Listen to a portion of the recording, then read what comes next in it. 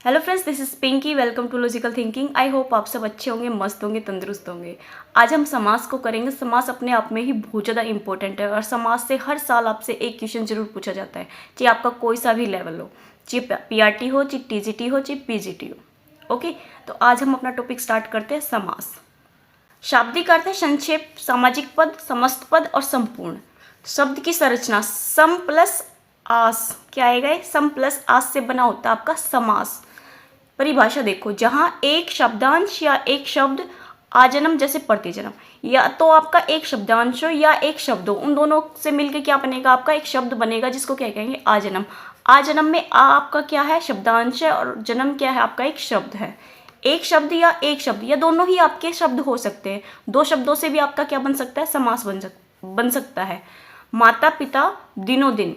एक पद या एक पद, हिमालय और चिड़ियाघर। दो या दो से अधिक पदों का योग भी हो सकता है। ये नहीं है कि दो ही पद है, दो से अधिक भी हो सकते हैं। वो दो या दो से अधिक, जैसे तन मन धन, तीन पद हो गए ना, तो तीनों से भी मिलके आपका क्या बनता है? समास। नेक्स्ट देखो, इससे अब हम समास के भेद करेंगे। समास के कितने भेद होते हैं? 6 भेद होते हैं। ये डायरेक्ट आपसे पूछ लिया भी जाता है कि समास के कितने भेद होते हैं, तो कितने भेद होते हैं? आपके 6 भेद होते हैं। अन्य भाव समास, द्वंद्व, कर्मधारय, द्विगु, तत्पुरुष और बहुब्री। अब हम इनके एक एक भेद के बारे में देखेंगे। तत्पुरुष समास के भी 2 भेद होते हैं। भेद में भी किसका है? तत्पुरुष। तत्पुरुष के भी 2 भेद होते हैं। कौन से? समानाधिकरण तत्पुरुष और व्याधिकरण तत्पुरुष। जो समानाधिकरण तत्पुरुष होने उसमें आता है किसका? कर्मधारय समास और द्विगु समास। आपका किस में आता है? तत्पुरुष समास के भेद होते हैं। किसका? समाधिकरण का।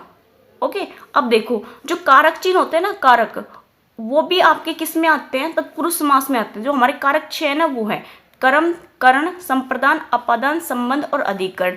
जो आपके कारक है ना, कारक के हमने ये चिन्ह भी याद रखने पड़ेंगे। जैसे कर्ता को करण से, संप्रदान के लिए जहाँ पे आ गया वहाँ संप्रदान होगा।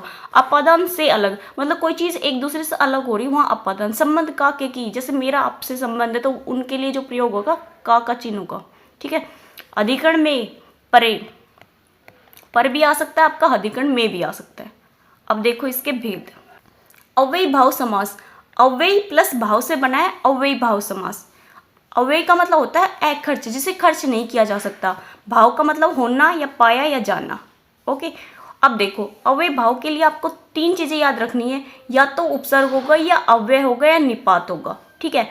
उपसर्ग से भी क्या बनता है? अव्ययी भाव समास बनता है। अव्यय से भी क्या बनता है? अव्ययी भाव। अव्यय कौन से होते हैं? जो निपात होते हैं ना, उनको ही अव्यय भी बोलते हैं। तो निपात और अव्यय लगभग एक ही बात है। ओके, नेक्स्ट देखो, जहां पहले शब्द या फिर शब्दांश क्या हो? अविकारी। अविकारी कौन से होते हैं? जिनमें लिंग वचन काल के आधार पर क्या नहीं होता? परिवर्तन नहीं होता। जो जैसे है वैसे ही प्रयुक्त, उनमें कोई भी चेंज नहीं आता लिंग वचन काल के आधार पे। अव्ययभाव समास में पहला पद प्रधान होता है। कौन सा पद प्रधान होता है? पहला पद प्रधान होता है। और वह पहला पद, जो पहला शब्द है, उपसर्ग हो सकता है, निपात, अव्यय, इनमें से कोई एक होगा। सारे नहीं होंगे, कोई एक होगा। अव्ययभाव समास के सभी उदाहरण पुल्लिंग, स्त्रीलिंग न होकर नपुंसक होते हैं। ये आपको डायरेक्ट 3-4 डेफिनेशन देते हैं, उनमें से पूछे कि इनमें से कौन सी स्टेटमेंट सही है या इनमें से कौन सी एक स्टेटमेंट गलत है। तो इस टाइप से क्वेश्चन आएंगे तो आपको अव्ययभाव के बारे में सारी चीजें पता हो। अव्ययभाव समास के सभी उदाहरण पुल्लिंग और स्त्रीलिंग न होकर नपुंसक होते हैं। ना तो वो पुल्लिंग होंगे, ना आपके स्त्रीलिंग होंगे, वो क्या होंगे? नपुंसक होंगे। यदि अविकारी शब्द अव्यय आदि की आवर्ती योजक चिन्ह के साथ हो तो वहां अव्ययभाव समास होता है। क्या हो? आवर्ती योजक चिन्ह के साथ। जो आपका ये होता है, जैसे माता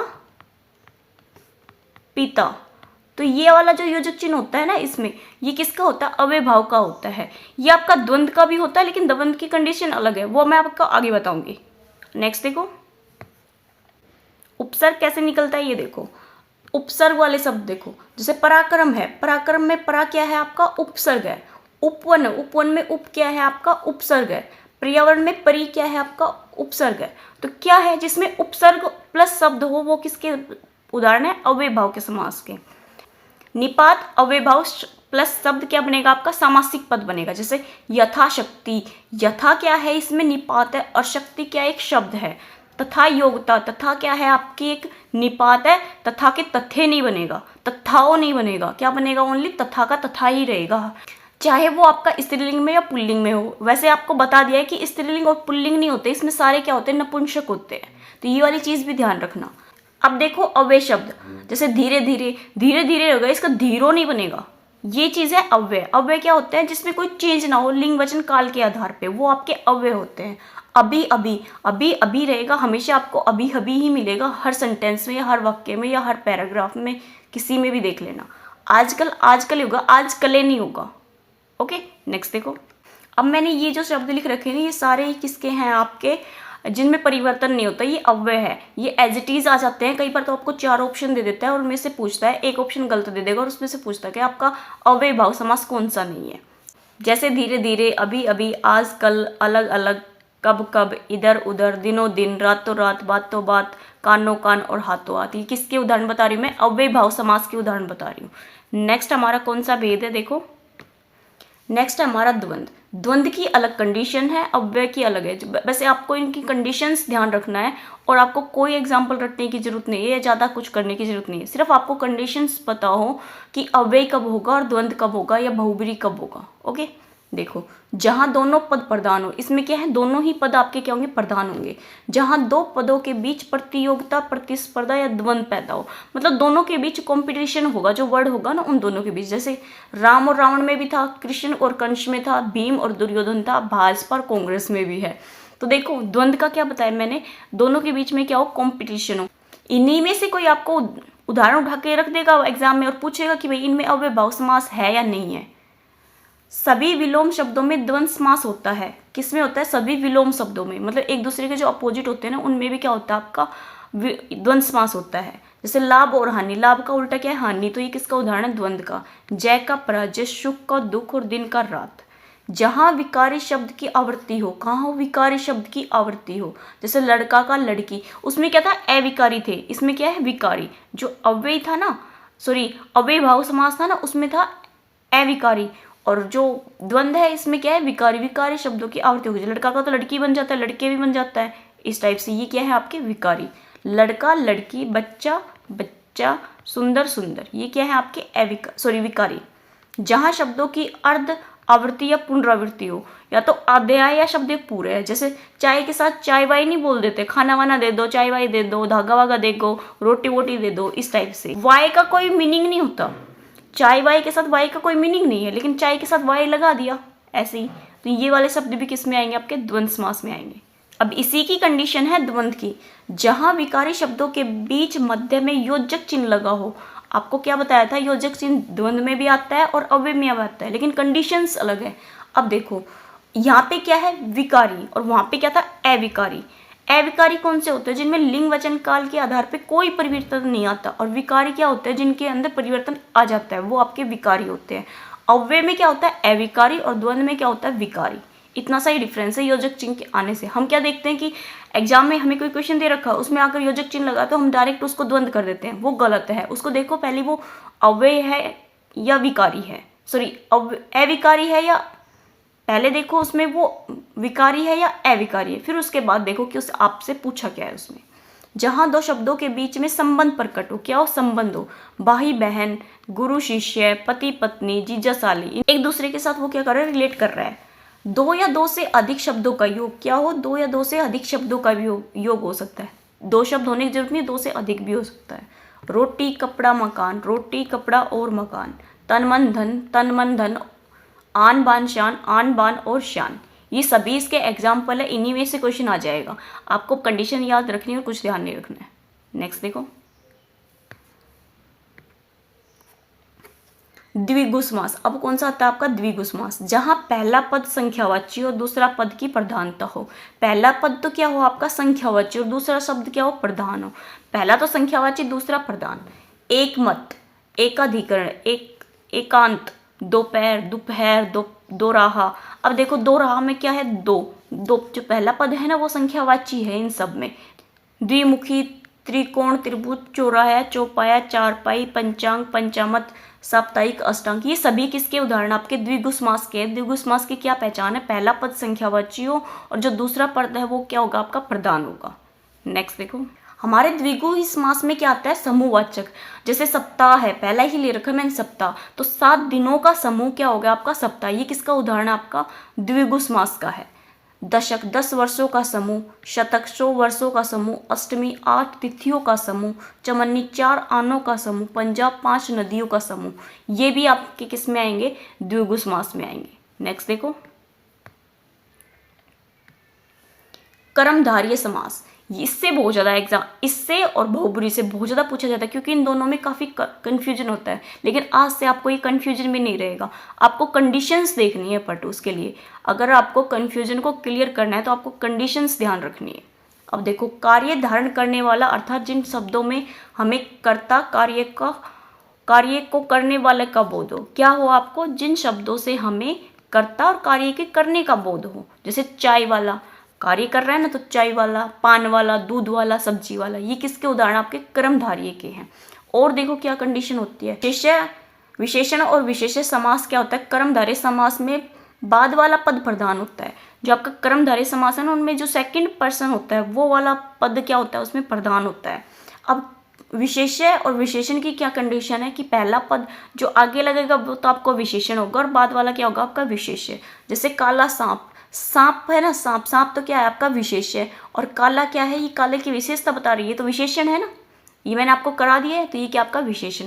कृष्ण सर्प, सर्प क्या है आपका विशेष्य, और कृष्ण क्या है आपका, कृष्ण का सर्प। किसका सर्प है वो, कृष्ण का। श की प्रोनाउंसिएशन में थोड़ी प्रॉब्लम है, आदत हो गई टंग को भी सब स को एक ही स बोलने की। महात्मा, पीताम्बर, सुंदर स्त्री, नटखट बालक, नरोत्तम, इन्हीं उदाहरण में से कोई आएगा आपका एग्जाम्पल में भी। ठीक है, तो आप कंडीशंस ध्यान रखो। पहला क्या है, कर्मधारय के, एक तो शब्दों में क्या होगा, कर्ता और कार्य के होने का बोध कराएगा, या तो चाय वाला, पान वाला, दूध वाला, इस टाइप से, या क्या हो, विशेष्य और विशेषण हो। और नेक्स्ट देखो अब क्या आएगा आपका, अब आएगा उपमान और उपमेय। उपमेय और उपमान क्या होता है, जैसे चंद्रमुख, चंद्र के समान मुख, जिसमें समानताएं हों, वो किस में आएगी, उपमेय और उपमान का। और किसका उदाहरण होगा, वो कर्मधारय का। पहले क्या बताया था, विशेषण और विशेष्य और कार्य को जो करता है वो, जैसे दूध वाला, पान वाला। और इसमें एक चीज और भी है, समास विग्रह करने पर जो समान सरिस जैसी रूपी तुल्य इनका प्रयोग हो तो वो भी आपका कर्मधारय का। अब आपको कोई शब्द दे देगा, मान लो पीताम्बर दे दिया, पीताम्बर दे दिया, अब पूछेगा इनमें से किसका उदाहरण है ये। अब पीताम्बर का जब आप यूज करके देखो तो क्या मीनिंग निकलेगा, इसको तोड़ के देखोगे तो पीला है जो वस्त्र, तो किसका है पीला वस्त्र, नहीं आया ना आपका, वैसे तो है लेकिन पीला है जो वस्त्र, क्या आ गया इसमें, जो आ गया।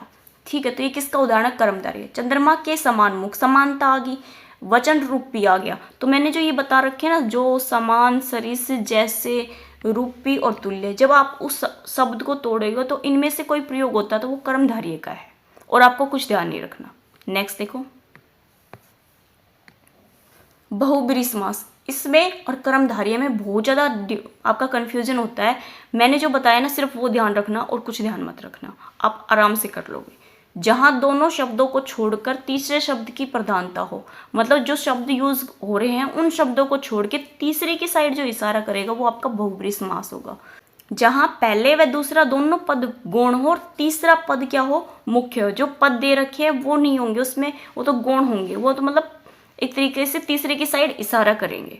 जहाँ दोनों शब्द मिलकर तीसरे की विशेषता बताए, सेम चीजें हैं। जहाँ अन्य पद प्रधान हो, मतलब जो यूज हो रहे हैं वो पद प्रधान नहीं है, तीसरे की साइड जो इशारा करेंगे या तीसरा जो वर्ड निकलेगा वो क्या होगा, आपका बहुब्रीहि समास। नेक्स्ट देखो, अब इसके एग्जाम्पल देखो, चंद्रशेखर, चंद्रमौली, नीलकंठ, महादेव, मृत्युंजय। ये नीलकंठ, महादेव, मृत्युंजय ये किसके, महादेव के है ना, तो ये किसकी ओर इशारा कर, मतलब ये पद शब्द तो दे दिया आपसे, लेकिन ये शब्द अपने आप में प्रधान नहीं है, क्या है, गौण है। ये तीसरी की साइड जो इशारा कर रहे हैं वो आपका क्या है, बहुब्रीहि समास।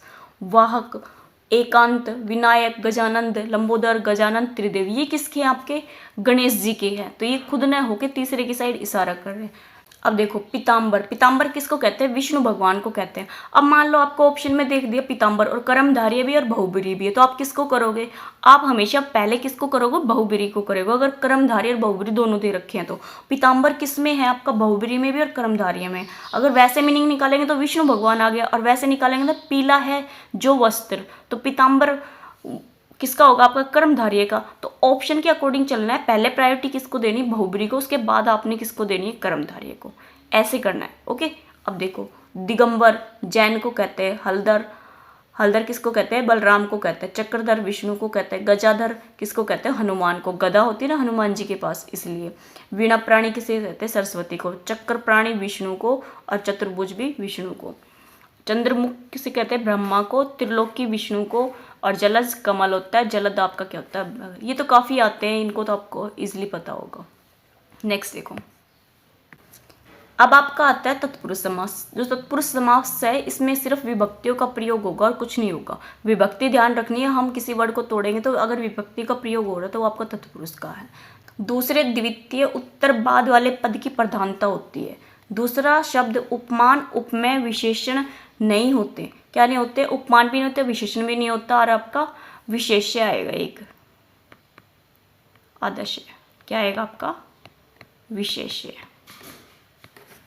तत्पुरुष समास में पहला पद संख्यावाची नहीं होता, ये आपको ध्यान नहीं रखना है, आपको सिर्फ ये ध्यान रखना। आपको विभक्तियां भी बहुत अच्छे से याद रखनी है। आपको पूछ सकता है कि जो विभक्ति है ना कि द्वितीय तत्पुरुष समास किस शब्द में है, चतुर्थी तत्पुरुष समास किस शब्द में है, तो आपको इसका नंबर भी याद रखना है, साथ में आपको कारक भी याद रखना है कि कौन सा कारक है, और साथ में कारक चिन्ह भी याद रखने। ये तीनों ही जो लाइन्स लिख रखी है मैंने, तीनों ही याद रखनी है।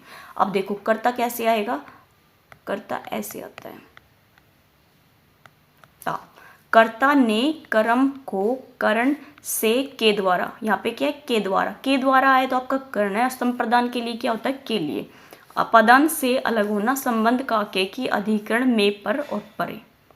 ओके, नेक्स्ट देखो, अब इनके एग्जाम्पल देखो। हवन सामग्री, हवन के लिए सामग्री, के लिए किसके लिए आता है? संप्रदान के लिए।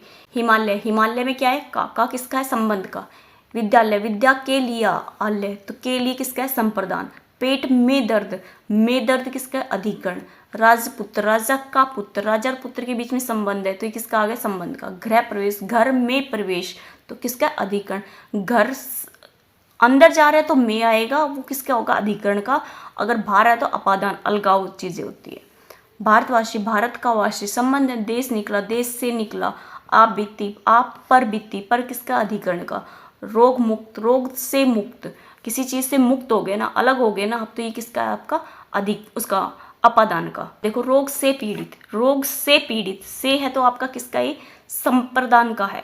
से और के द्वारा किसके से? संप्रदान का है। ग्राम को, ग्राम को, कर्ता ने कर्म को, किसका? ये आपका कर्म का है।